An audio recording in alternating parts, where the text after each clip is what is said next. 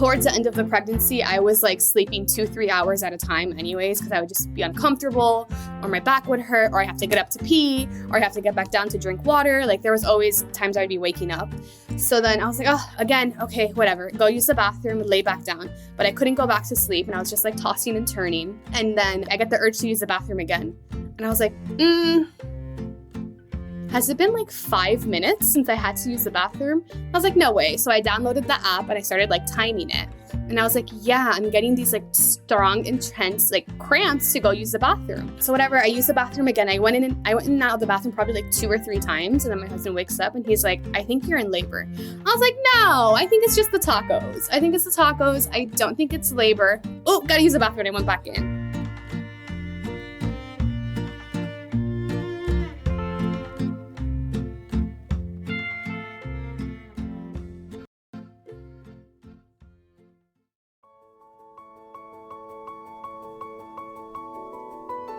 Getting pregnant and giving birth are 2 of the most exciting things you can ever hope to experience in this life. The moment you think you could be pregnant, you're frantically searching for all the best information, which is why you're here today. I'm Stephanie King, and with my many years of experience as a professional childbirth educator, doula, and lover of all things pregnancy, birth, and postpartum, I'm here to make preparing for your birth enjoyable, empowering, and totally easy. Each week, I'll cover different topics, interview professionals, and get into the nitty-gritty birth stories from mamas just like you. And when you're ready for more, you can join me in the My Essential Birth course at myessentialbirth.com, where I take you step by step through exactly how to prepare your mind, body, spirit, and partner for a birth you love. So let's get started.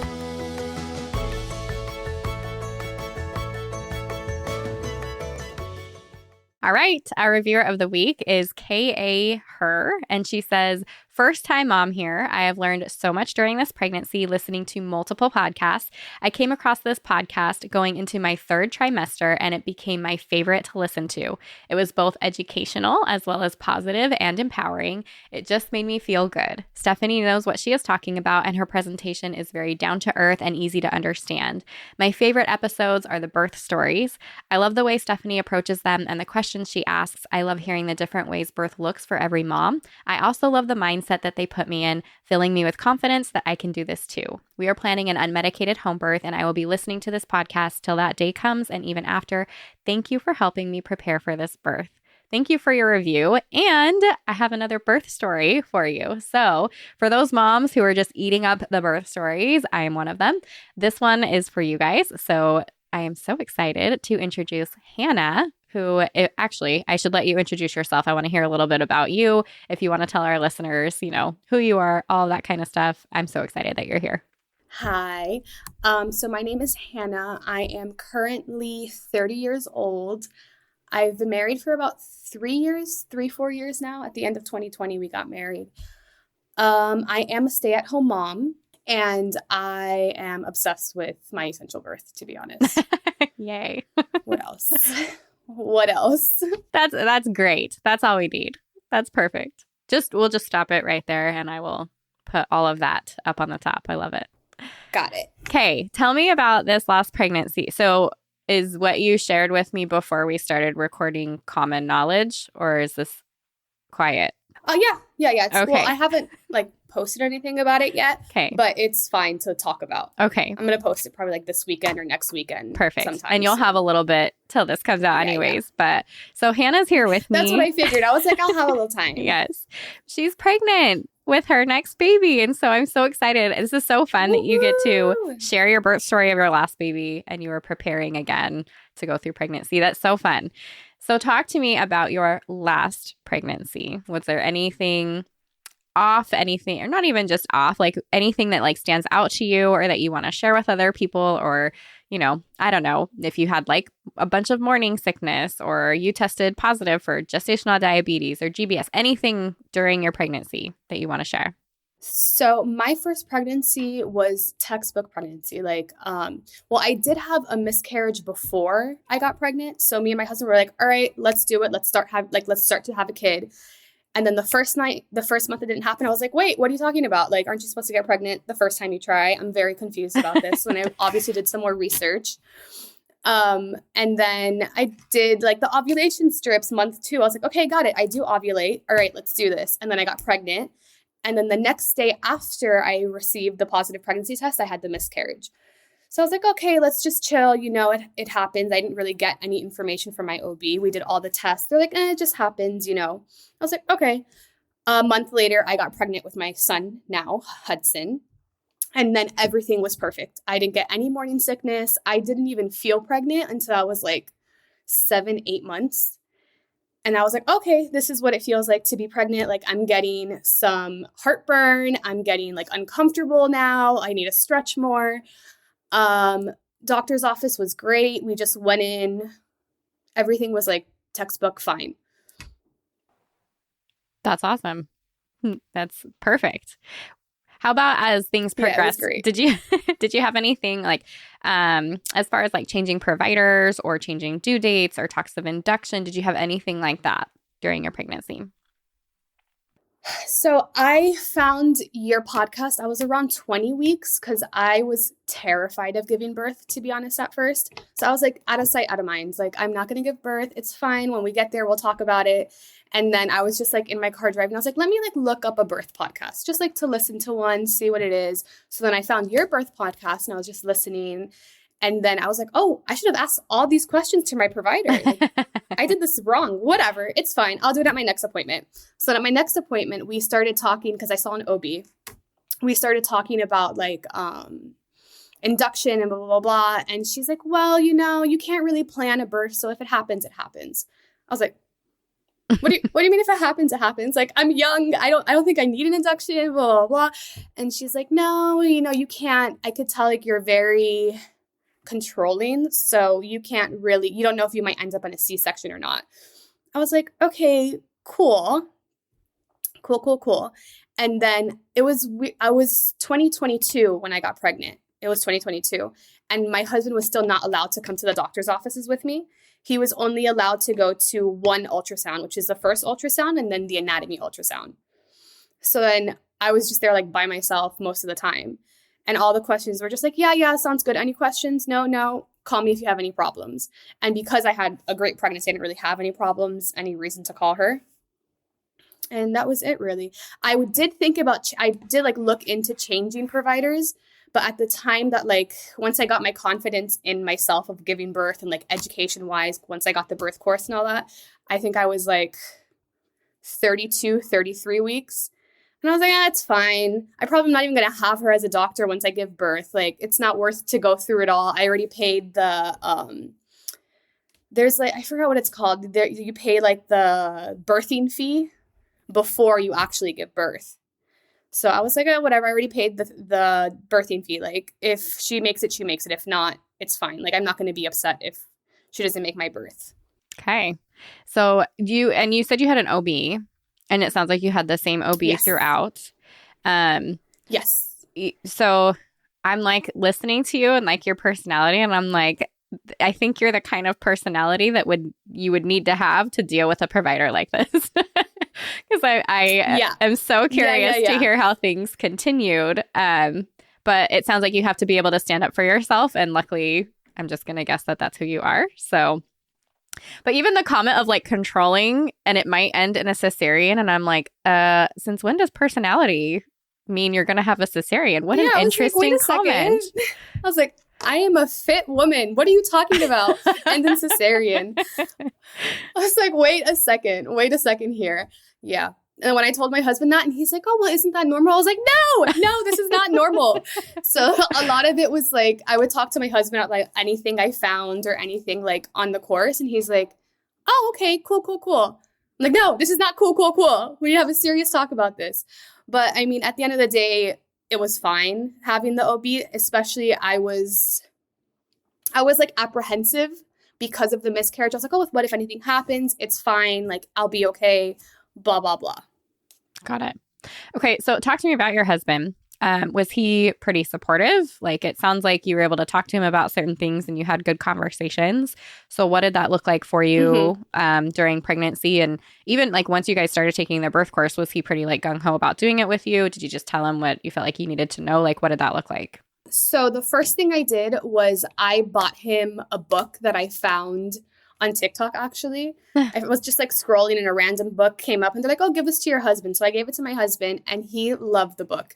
He's like, oh, this is so cool. You know, like they're not demeaning me. They're not telling me that I don't know what I'm doing. Like they're funny in the book. Like they show you different ways to like burp your baby, which was cool. So it kind of like made him feel involved a little bit. That's awesome. The birth course, I just took by myself. I didn't even give him any information. I would just because I feel like it's a lot of information for men. So I was like, let me just give him the important bits and pieces and like what I think I'm going to need once the day comes. Like, oh, I want you to do this. I want you to rub my back. I want you to spray lavender in my face and make me calm down. And then it was very different than what I expected, but that's fine. So, okay. Oh, he was really good about like, so I am not very healthy sometimes, as in I love my Taco Bell, I love my McDonald's. Like when I go hard all day. So he would be like cooking me meals. He's like, no, it's fine. Just like eat this instead. Don't go to Taco Bell today. I was like, okay, all right, I won't do it. And then we got super into pickleball for a long time. I played pickleball literally up to 2 days before I gave birth. So we were super intense into it. And he would be like, all right, let's go play pickleball. I'm like, no, I'm tired. He's like, oh, let's just like hit the ball. You don't even have to move. Like if you want, like we'll just like get outside, move a little bit, play pickleball. I was like, oh, fine. So once I got out there, I was like, oh, thank you for bringing me out here. Like you pushed me a little bit. So he is definitely like helping me on the health wise because he's very like different than me. He's very healthy, takes his vitamins, is on top of himself. And I'm a little more calm, cool, and collected. That's fun. About all that. I love that. Okay, so how about for you then, since you were taking the birth course and working through some things, what did you find that was really helpful for you or that you were really consistent about, things that you were like doing every single day or every week or, you know, things that were really helpful to get you prepped and not just physically, but emotionally too. So like both. So I became a part of the Facebook group and I was reading all these birth stories. And I was like, oh my God, that's so beautiful. This is great. That's great. This is amazing. And then what really got me into the birth course at first was like, once I read the podcast, then it was like, click this to see a few birthing like stretches or something to practice, the 3 positions to practice that you sent out for free. So I clicked it and I was like, that looks so easy. Are you kidding me? So I go down to do it at 22 weeks. I was like, oh my goodness, I'm not as fit as I thought I was. Like I'm falling over. I'm literally like not balanced. I was like, okay, you know what? I need to get into it. Like I obviously don't know what I'm talking about. I need to like build my confidence up and actually take a course and get serious about like my body and giving birth. So then once I got into the course, I got the booklet. I got the actual birth course and then I got the physical book as well. And I'm so glad I got the physical book. It's literally like I have it in my what's it called? Bookshelf? Not cabinet. Bookshelf. Yes. The mom and pregnancy brain is outrageous. It was a lucky guess. Outrageous. Yeah. So yeah, I have it there and I like pull it out whenever I have I would just like flip through it nonchalantly and like look at the different positions of like knees up, hands on the ground. I was like, huh. And I would get into that when I was like 7-8 months and it felt very comfortable. It felt like it would relieve because as you get more pregnant, like you get tight in different places. And as the more you stretch and the more like I would do these moves I found in your book, I was like, oh, that feels great. I should continue to do this more. And then emotionally, I would say a lot of like the practice breathing, I did that for a little bit. I should have done it a lot more. I did not. I was bad on that. I was just like, oh, I'm breathing, that's fine. So I skipped over that a little bit. But most of it was like believing in myself, seeing the cues for pregnancy, for labor and things like that was what I learned mostly. I love it. And so did you end up doing those exercises every day? Those 3 exercises? Were you pretty good about that? Day. Good job. That's awesome. Every single day, yeah. I would, I got into yoga a lot. I would do it every morning, but I would always make sure to include the 3 exercises every single day and even twice a day sometimes because I was like, oh, I have some time. Like, I'll just like sit here, do cat-cow. I'll sit here and like stretch a little bit. Like, it's fine. I'm not doing anything right now. I bounced on the ball quite a few. Not too much, but just like every other night, whenever I would remember, I'm like, ooh, let me get on my ball. And I'll just like bounce on the ball and watch TV with my husband. But I wasn't like quite as adamant about that as the stretches and the 3 motions. Yeah, I think what you're saying is so important. Just the fact that you're like, oh, these seem so easy and it's so simple, you know, and then you go to do it and maybe it's not. But I'm sure towards the end, like they should be easy. They are simple, right? But that's kind of the key is like just to do these simple things. And it leads or just the thought of like, I'm watching TV. Oh, I'm going to grab my birth ball. I'm going to do some hip circles or just something that like helps our bodies be a little bit more prepared. So that's awesome. I think that's like beautiful that you're sharing that. Was there anything that you did in preparation for labor? So like red raspberry leaf, we're using clary sage, acupressure points, dates. Is there anything that you did to prep your body, or the birth course was where it was at and you did all of that and kind of move forward? Definitely when I was, I think 37 weeks, I was taking primrose oil.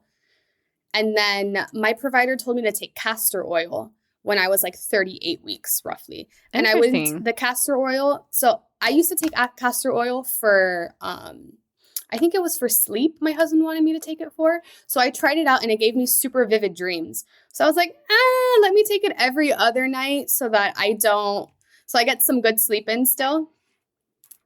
And yeah, that was good.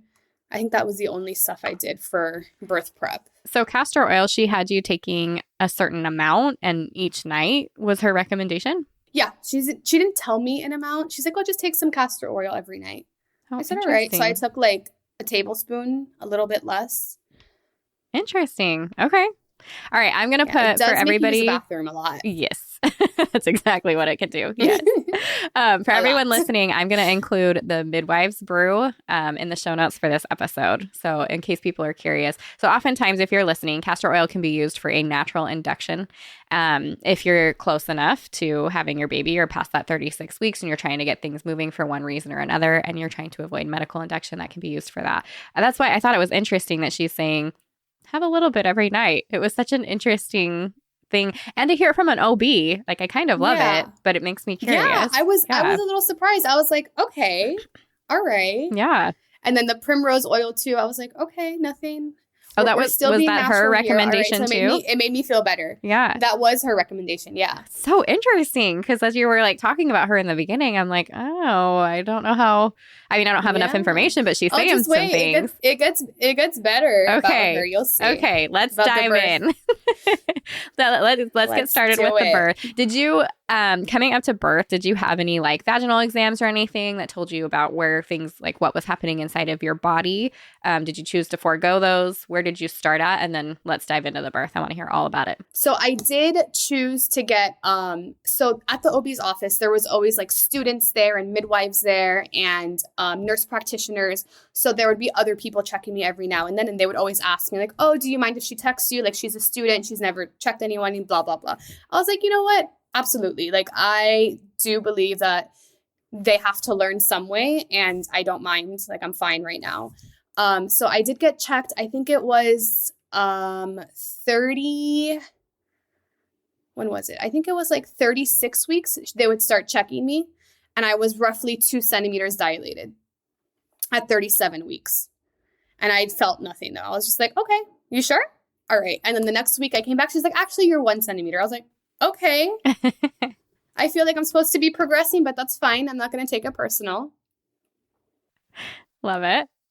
Okay. So how many weeks were you when you went into labor, and then how did it all start? So at 39 weeks, I had my 39-week appointment. I went into the appointment and then she's like, oh, do you mind if the girl like feels your cervix to see like how dilated you are? I was like, yeah, sure. The girl puts her hand in and she like looks at the doctor and then she looks at me and I was like, okay, like what's the problem? And she's like, I can't find it. I was like, what do you mean you can't find my cervix? And then the doctor went in and she's like, it's right here. And I was just like laughing. I was like, all right, whatever, it's fine. She takes her hand out and then I was just like, I was ready because I heard about the mucous membrane sweep. So I was ready to like ask questions, like be informed. I was like, oh, so when are we going to do this like whole membrane sweep? And she goes, oh, we already did it. I was like, what do you mean? What do you mean you already did it? And she's like, oh, I just took care of that right now. I was like, cool. All right. I thought you were going to ask me, but that's fine. I guess you already did it. I mean, I was opting to have the mucous membrane sweep because my sister had her first baby at 37 weeks, very early. Not very early, but she had her first baby early. And then my mom had her first baby early as well. So in my brain, I was like, I might have mine closer to 38, 39 weeks versus later on. So whatever, after that, I left the office. I we called my friends. I was like, oh, do you guys want to go do beer tonight? Not beer. They wanted beer. They went to a brewery. And I was like, I know this taco place. I'm super excited. They have birria tacos. We should go try them out. This might be one of the last times like I'm out as a single woman.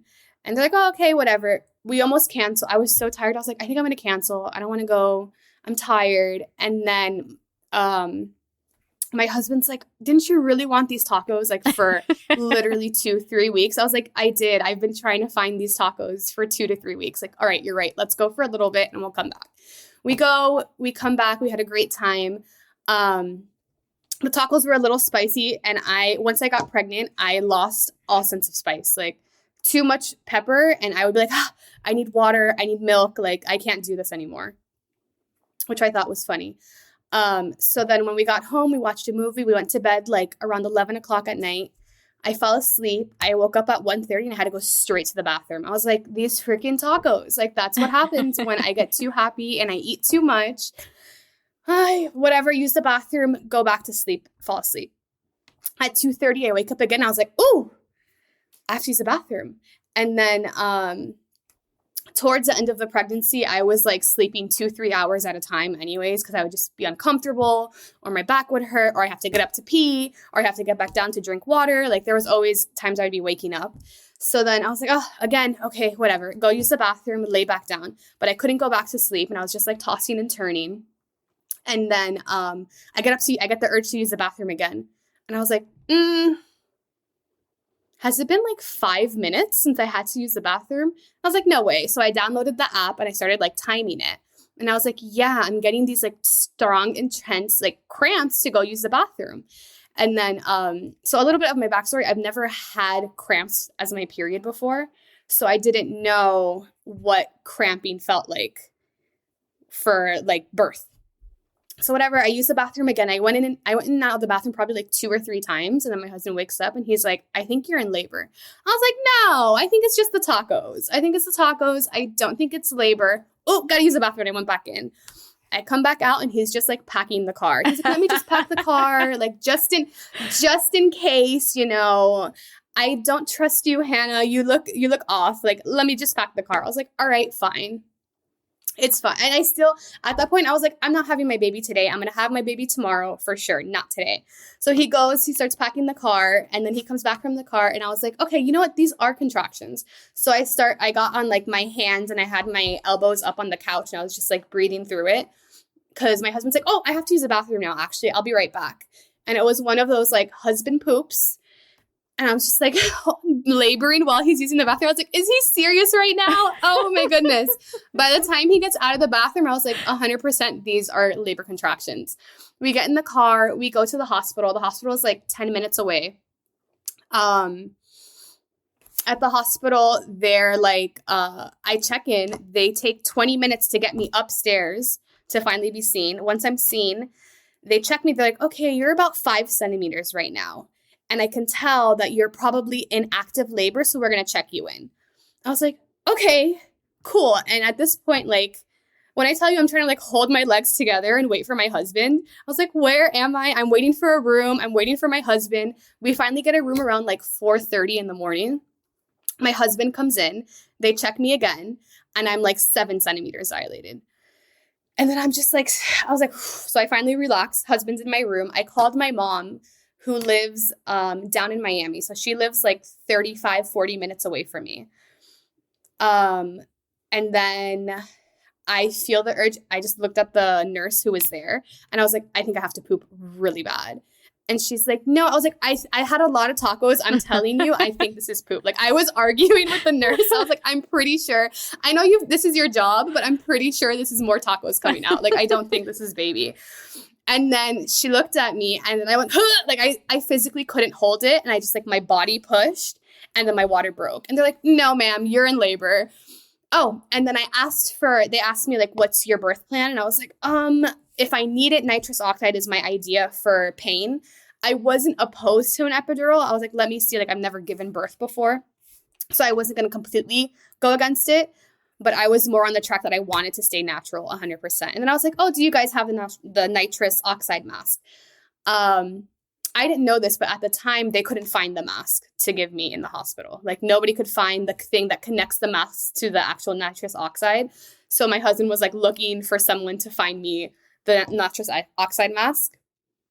And then after that, 5:39, baby was born. I like 2 pushes and baby came right out. Oh my goodness. That's insane. Yeah, it was great. How long of a drive was it? It was so fast. From your house to the hospital? Like 15 minutes. Or it was probably 10 minutes because we did take a red light. So it was like 10 minutes. Okay. And you kind of talked about contraction. That was like a whirlwind. When did your first contraction, when did you start going to the bathroom from your tacos versus when baby was born? 2:30 a.m. was tacos bathroom and baby was born at 5:39 a.m. My goodness. And this is your first baby. And this is my first baby. That is crazy. What was your mental state like during all of this? Were you like, I'm fine, and what were your contractions doing? Yeah. Sorry, I have like so many questions. So like how I know. Like you said like you had some like cramping early on, which you didn't have anything else to compare it to. And then like you said, like how close were those cramps together? And then what did your contractions start to feel like as time went on? Like, did you have any idea that things were getting as serious as like progressing as fastly as they were? Yeah, so I realized I was having my baby probably when we got into the hospital room. Like till then, I was just like, mentally, I was like, it's fine, just breathe. It's like, I'm not having my baby just yet. These are contractions, like, and I always had the mindset that labor isn't pain, that labor is uncomfortable. So you're never in pain, you're uncomfortable. And the uncomfortability is going to pass in a little bit. So like, just get through this being uncomfortable and then you'll be fine. And then I remember reading this thing. It was like, when you picture yourself giving birth, like picture a flower blooming. And once the flower is done blooming, like that's when the baby's going to come out. So I was picturing that and I was just cracking up when I was like probably 7 centimeters, right before my water broke. I was like, I'm a flower, it's blooming. And I just started laughing. And then right before that, then my water broke. So I thought that was funny. I was trying to bring like joy and laughter into it and like not try to take it as such a serious thing. Cause I mean, it is very serious, but like the pain aspect of it, I was like, I'm not in pain. I'm a blooming flower. It's fine. And then how close were your contractions? Do you remember any of that? Yeah, it was because when I posted, I wrote everything down. While I was in the hospital, I was like, 1 second. How many centimeters am I? Okay. And then I would put my phone down and then go through the contraction. That's awesome. I was 5 centimeters. Not 5 centimeters. It was 5 minutes apart when I was feeling like the pain across my belly. And it wasn't like intense pain. It was just like, ooh, what's that? And then it got more intense the closer it got. I do remember when I was like 9 centimeters, right after my water broke, I just like looked at the women. I was like, I'm not doing this. I'm not pushing. Are you crazy? I was like, this hurts so bad. I was like, I can't do this. No way. I'm done. And then one of the women just like rubbed my back and she's like, you are so strong. I was like, I am strong. And then the baby popped out. This is such a fun story, Hannah. Oh my gosh. Okay, right? So when you were like getting ready to leave your house, so it was your husband that was like, no, we're going, because at 5 minutes apart, right? And like it sounds like they weren't crazy intense, just more intense. And being the first baby, like even as a doula, there's a good chance I'd be like, well, just give it a little bit longer and let's see. But like he knew. That's awesome. Yeah. Well, so I have, I don't like to say a high pain tolerance. I don't like really show when I'm in pain too much. So like when my husband saw me for the first time ever, just like not really able to have a conversation while the contractions were going through, like pacing, like breathing, he's like, okay, no, this is labor. I was like, you didn't even read any labor books. How do you know? We were literally arguing about whether or not I was in labor. He's like, I was like, you know awesome. what? Let me give my husband what he wants. I'll be a good wife. All right, let's go to the hospital. We'll just go to the hospital, get checked, and I'll come back and I'll be right and it'll be fine. Oh my goodness.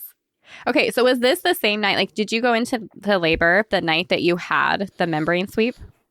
So I had the membrane sweep at 1:30 p.m. and I had the first contractions at 1:30 a.m. And then I went back to sleep and then at 2:30 a.m. So within 24 hours. Yeah. Kind of, sort of. Yeah, that's crazy.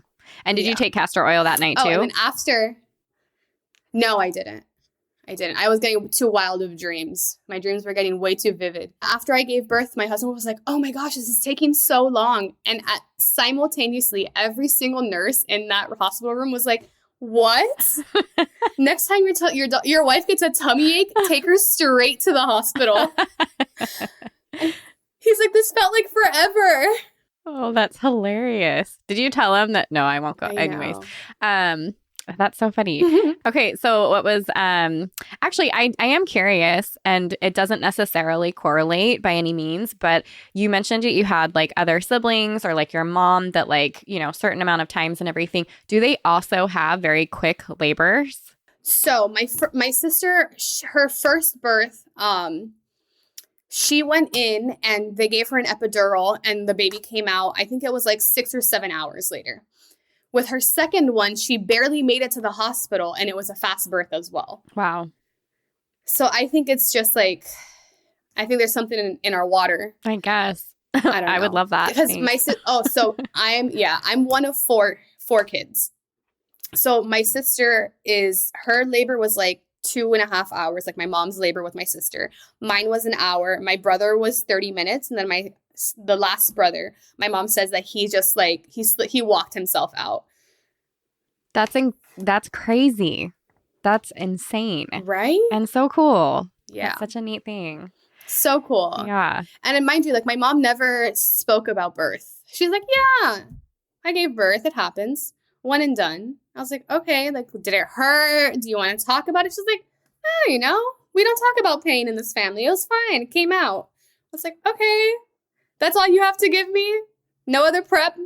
No, you'll just have a baby. You'll see. I was like, okay. Oh, so by the time my mom made it to the hospital, baby was out and I was getting stitched up and done. Was she not surprised? One and done. She wasn't. She was like, oh, okay. Just like I figured. Told you. I was like, okay. That's so funny. Okay. Definitely not every mom's first experience, and super incredible story. No. I love and you are just so fun to chat with. It was such a fun story to listen to. Thank you. Hannah, will you take a moment and tell everybody listening though your absolute best advice that you have for moms and best advice for dads? So my best advice for moms would definitely be like, stay as active as you can, do your research, do your stretches, try to eat as much iron as possible, and just like believe in your intuition, because we were literally made to give birth. So at the end of the day, like, you got this. For dads, I would say support your wife 100%. And definitely like read a little bit into it on your own, so that the wife isn't the one driving the car, I guess. And what else? I remember I asked my husband, I was like, what was your favorite thing that like I told you about all the things I've told you? And he's like, I love that book so much. Like, it was so helpful for me. It made me feel really included. I was like, okay. Not me telling you everything. The book you liked better than me. That's fine. Helps to hear it from a different source, right? Yeah. Yeah. Aww. Yeah. Well, thank Definitely. you so much, Hannah. What a fun story. What a neat thing to be able to share with other women. And I absolutely loved having you here. Yes. So thank you for your time today. Of course. If you loved what you heard today, the very best way to support this podcast and help other moms to find it is to leave a quick review. I read one at the beginning of the episodes, and I would love for yours to be next. And if you're ready for even more pregnancy, birth, and postpartum goodness, come join me in the My Essential Birth course at myessentialbirth.com, where I will hold your hand and walk you through pregnancy and birth step by step so you're totally prepared for a birth you'll love. See you next week.